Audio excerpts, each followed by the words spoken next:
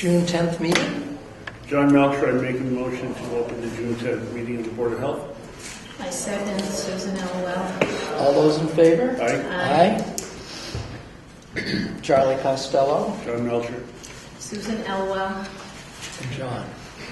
Yep, Right. Okay. Would you close that door just so we don't get the...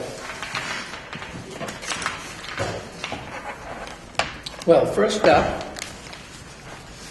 on our agenda is an informal discussion on conceptual design at 430 Weathersfield Street, a letter from Bitterroot LLC. So, who wants to speak? Good evening, my name is Jill Mann. I'm legal counsel for Bitterroot, the applicant in connection with the Falcon Ridge subdivision. So we're proposing a conservation subdivision, an open space subdivision, which, as you know, is basically taking a very large, sprawling subdivision, which would be traditionally developed under a subdivision, the rules and regulations of the town, and condensing them into a very small footprint of at least half of what would be the case in the conventional. So what I had Mr. Nixon do, who's the principal, of Bitterroot, and Amanda Bedroth also, who's one of the employees of Bitterroot. Do you suppose you could bring those Of course, closer? closer? Closer. I guess no one else is coming. Yeah, I'm going to bring it very close to me. Is that good? Yeah, and maybe a little angle so the... Camera can see it? I'm sorry. Yeah, Okay. maybe turn it a little bit more towards the camera. Yeah, of course. There's loads of people watching. Can you see that? Yeah, that's good. All right, good. Okay, that's good. Perfect. All right. So basically, what the prints that we brought for you are planning prints. This is what we call the yield plan. What the yield plan is it's a conventional subdivision plan.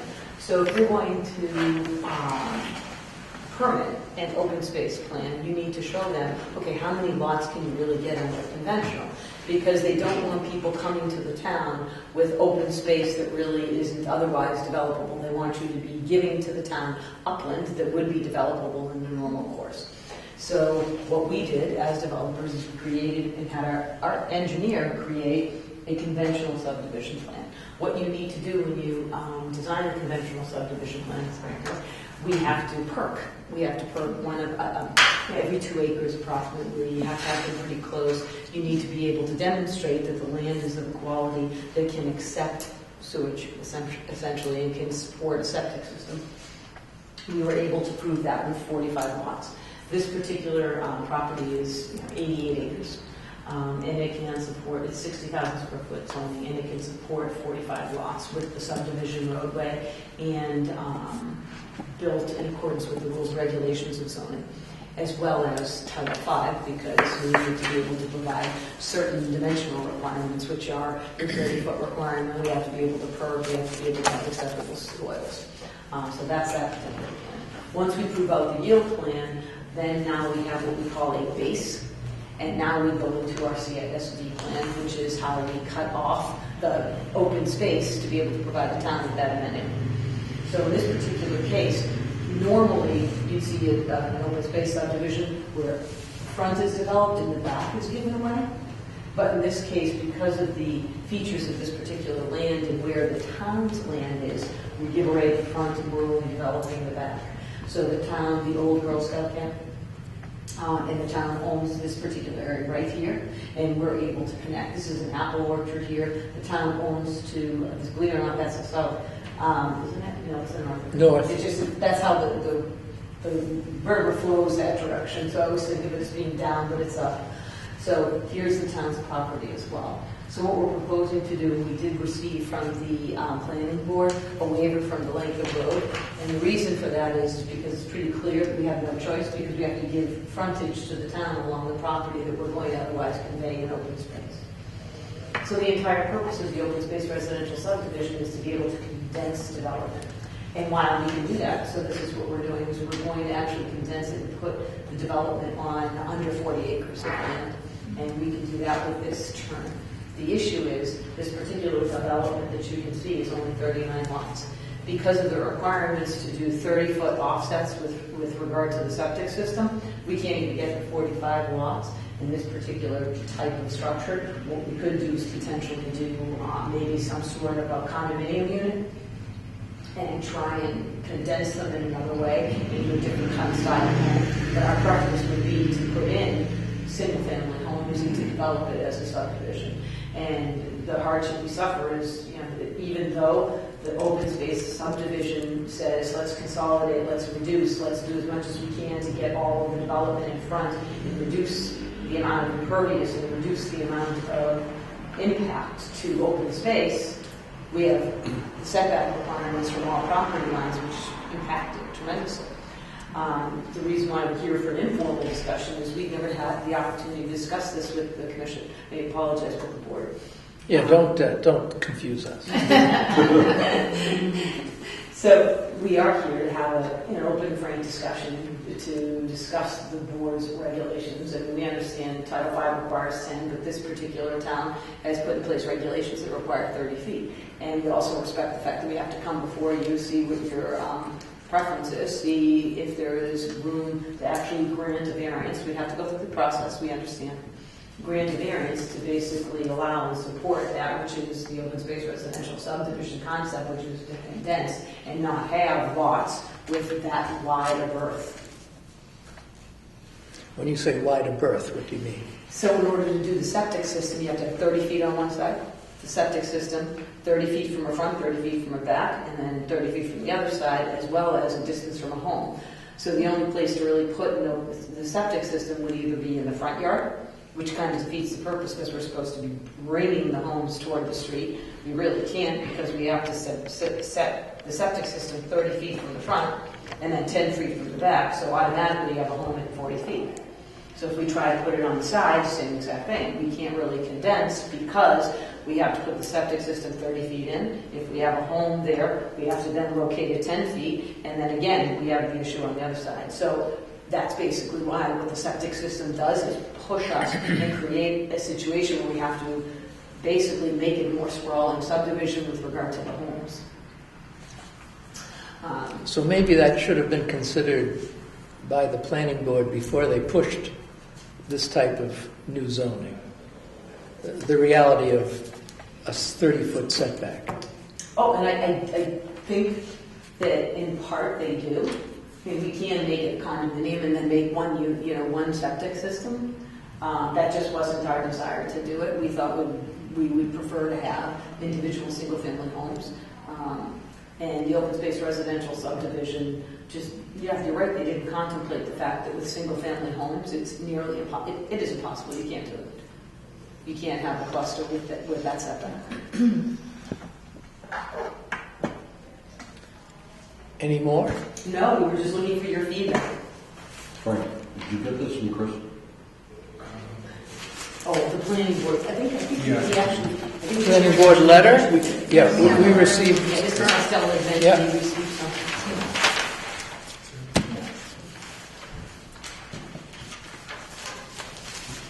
What is the size of the lots with the plan? The way you have it there, what's the aerial size of those lots? You said the zoning was 60 square feet? 60,000. 60,000 square feet? 60,000. Yeah, and in this convention, in the open space plan, it ranges 25 to 30. So we were able to reduce the size of lots because you can bring the back in certain instances. That's why some lots, you'll notice, are bigger than others because of where we have to locate the septic system now.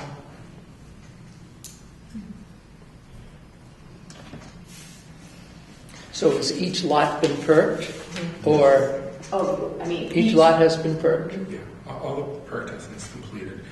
We just don't have any plans yet until Yeah, we're still, this point. so really, we're working on the final lotting plan, and for that, we're waiting, that's why we wanted to talk to you. So before we can complete the final lotting plan, we figured we would come here, talk to you, see what your preference was, see if you had any appetite for a variance. In addition to that, we're in the middle of just trying to finalize our bottom area, like for an ERAD, we had done, we had actually classified the wetlands at the top, and we needed to do one more line here, and we just did get that approved. It's just we're waiting to record it. So that's why we're still kind of planning with regard to the final plan, but now we have all of the parts, and we'll be able to begin to assemble the final one after this meeting, basically. And the request you're talking about, asking us to consider, is for the whole, is a blanket request for you people to take and work with as you want, or is it for a specific lot or two? It actually was for all of the lots, because we don't, at this point, this is just a proposal that shows as many lots as we could get on for the particular property with regard to managing the setback. We actually would try to accomplish our yield plan. That's why before we can even do that, we need to be able to play. If we can give more than 10 feet, we're going to. I mean, we're not trying to overburden the property. It's just that we couldn't come back to you with a final plan if we knew we were going to get a variance that would show which lots actually did require them, because every lot won't require them. But we would ask for a blanket to be able to work with it.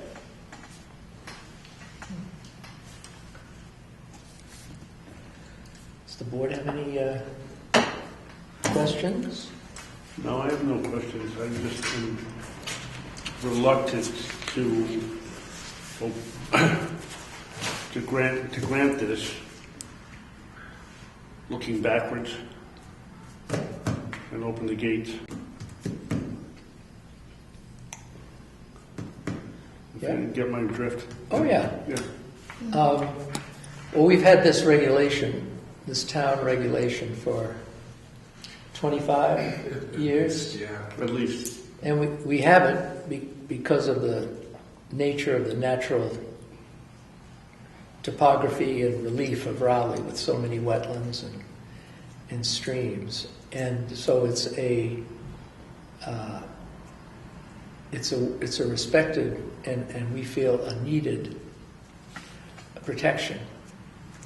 As I said before, it does conflict with this relatively new zoning that your project is creating the conflict.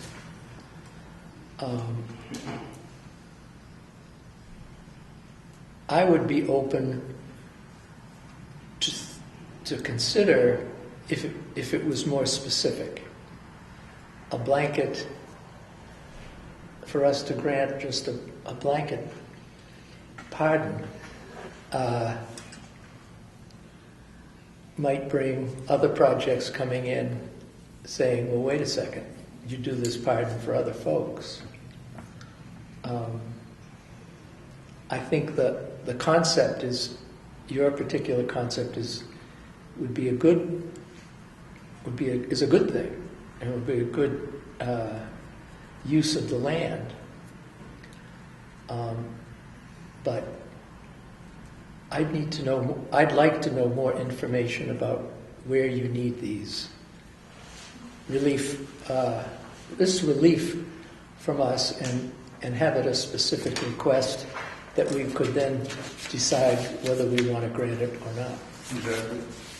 So would it be acceptable to the board then if we return to you with a plan that actually did identify them and did our, at that point I think I would probably file for the variance and then go through the process, more because we would be at a point where we would want to be able to get moving a little bit more, but I could actually prepare and submit to the Board of Health agent the specific lots, because it's not every lot. You don't need it for every lot. We don't.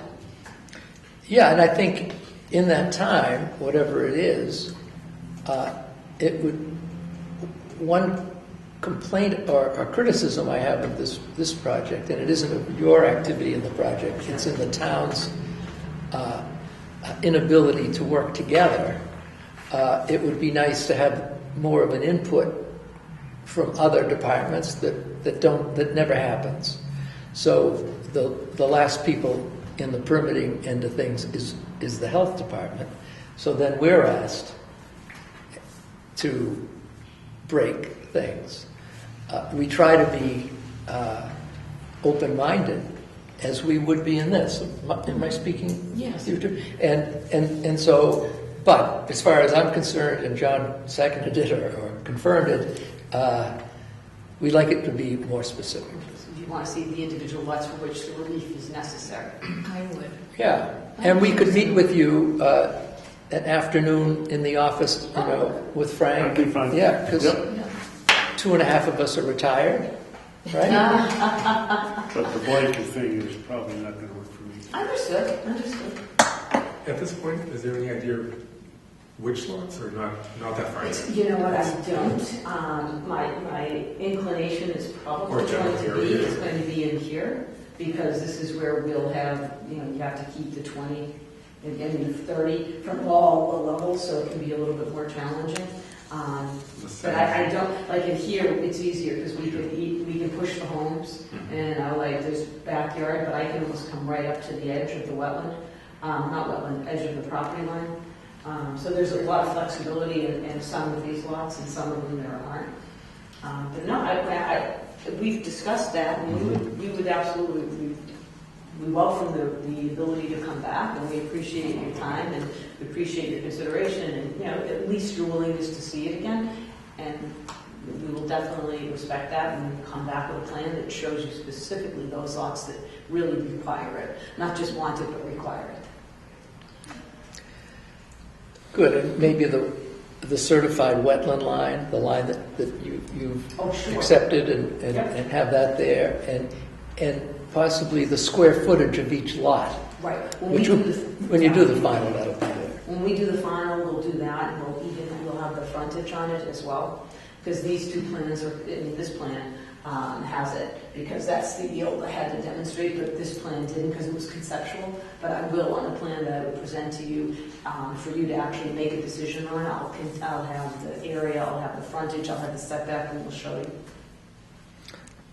There are 3 roads to nowhere in there. Where do they go? Okay, so some of them are required by statute. So this particular one is required because this Taylor Lane exists in its present condition, believe it or not. So Taylor Lane provides access over into the town's property, as well as to the apple orchard and to the Moran property. So here you have, or actually it's not to the apple orchard, that's the other one down below, but it provides access to the Moran property. And it actually comes across and it goes like this. And it's a paper street, but it exits here. As a result of the fact it exits, by law, I can't cut a paper street. So I have to continue the right for this particular person to use it. Because it's a paper street, this person actually was granted rights to a long time ago. A long time ago. So that's why that exists. Now, with regard to this particular road and this particular road, so the owner of the properties in the back, you're not supposed to cut off wetland, and you're supposed to cut off undeveloped adjacent properties. So we provided a connection, and the reason we provided 2 was in order to not have a further dead-end road. So to the extent that anybody wanted to develop back here, they could, in fact, were supposed to provide. They can use the road in, it would come around and connect so that it wouldn't be a dead-end road. That's the purpose of those. They aren't, there's no present plan to develop them, there's nothing in the works, but... When you say you're not supposed to, is there a statute that says The that? subdivision rules and regs say that you're supposed to provide connectivity to adjacent parcels that are undeveloped. That is a common, I've never actually reviewed a subdivision regulation that didn't have that provision. Because so many times you have people who will come in and they'll put these big subdivisions in next to other properties, and they literally cut off the people next to them, and they just they create these lots, but then they don't want to they don't want to do a loop, they want to do a dead end, but then they're creating hardship for properties that are adjacent. So many times planning boards will say, you know what, you have to provide an easement. You don't have to develop that road. This road will not be built unless and until this land is developed, and then the person who develops this land will create it. It's simply an easement. We learn something every meeting. There you go.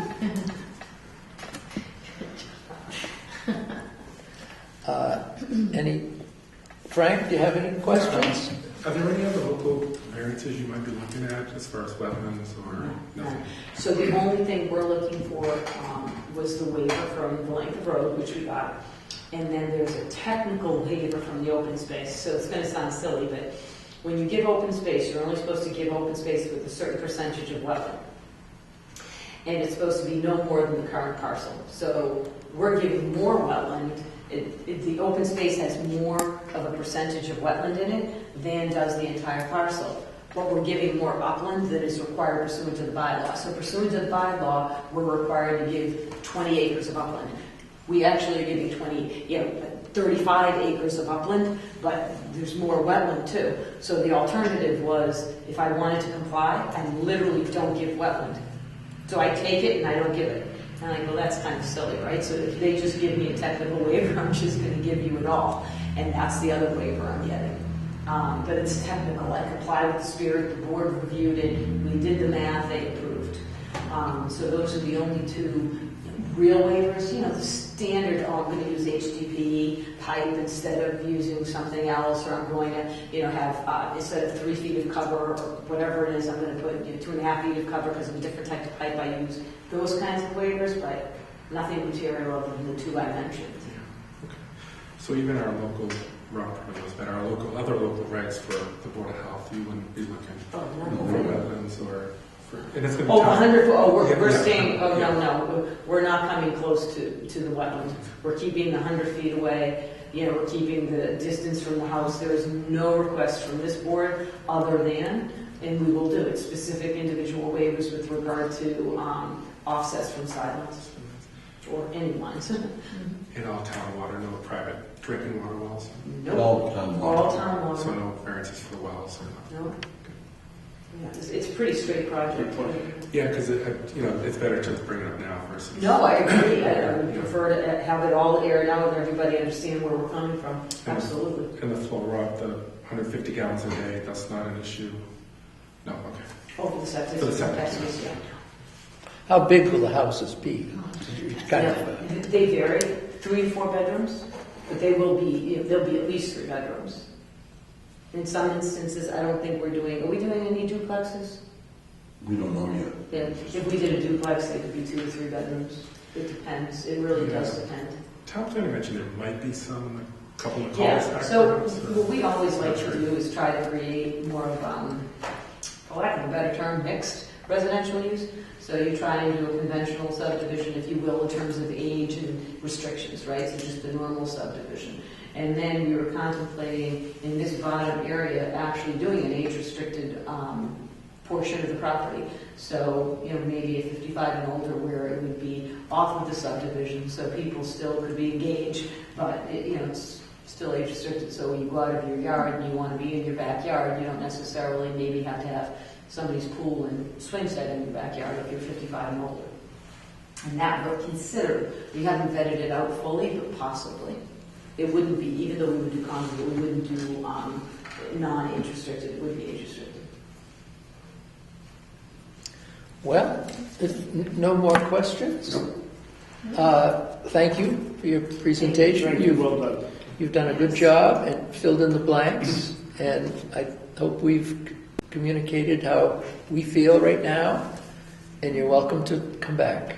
Well, certainly, we really appreciate your time very much, Thank and you. thank you for the comments. Thank you. Thank you. Thanks. Yep. I'm the one who knocks everything over. Somebody else.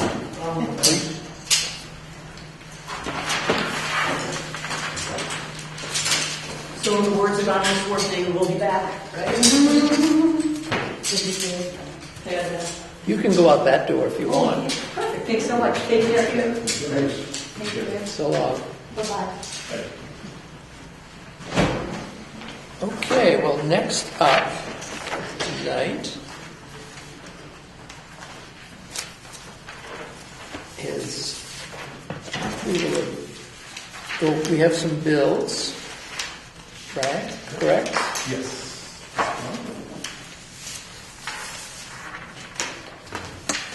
And we have minutes for Susan and I. Yes.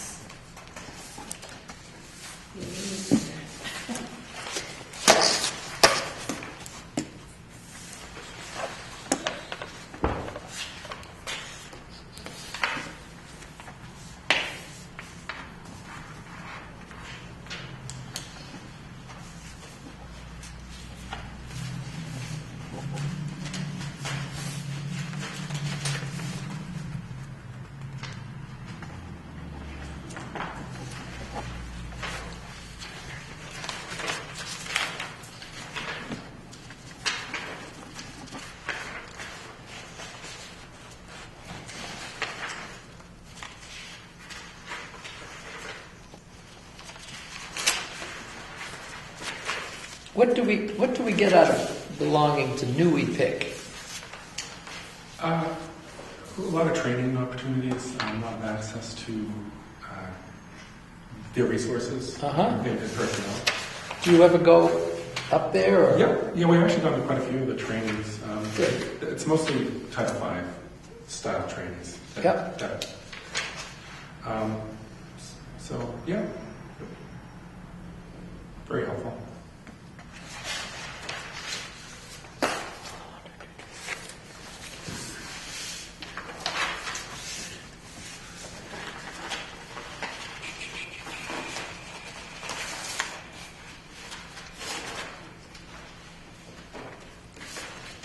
Has this 51 Oyster Point Road project started?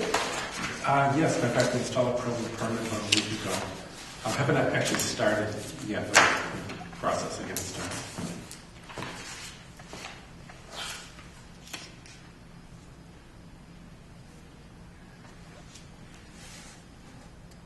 Any mosquito reports?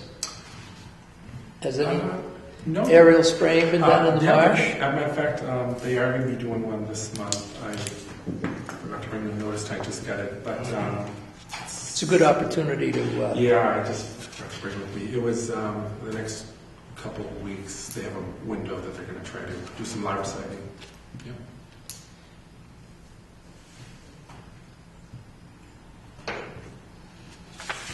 Well, does Susan? I move that we accept the notes from the meeting of April 25th, 2019. I second. All in favor? Aye.